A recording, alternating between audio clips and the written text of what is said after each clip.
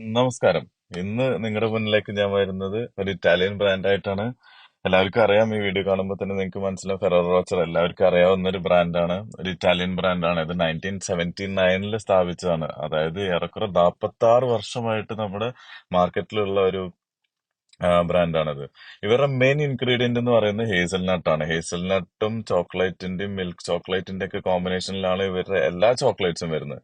നമ്മുടെ കയ്യിൽ ഇന്ന് ഇരിക്കുന്നത് ഡാർക്ക് ചോക്ലേറ്റ് കോമ്പിനേഷനിലുള്ളതാണ്. More than 50% of dark chocolate ആണ് ഇതിനകത്ത് അടങ്ങിയിട്ടുള്ളത്.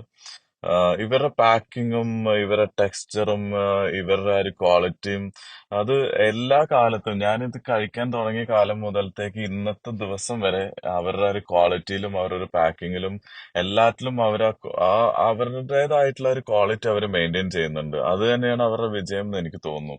പിന്നെ ഇവരുടെ ടേസ്റ്റ് എടുത്ത് പറയേണ്ട ആവശ്യമില്ല. ഇത് ടേസ്റ്റ് ചെയ്ത ആൾക്കാർക്ക് ഇതിനെക്കുറിച്ച് വളരെ നന്നായിട്ട് അറിയാം.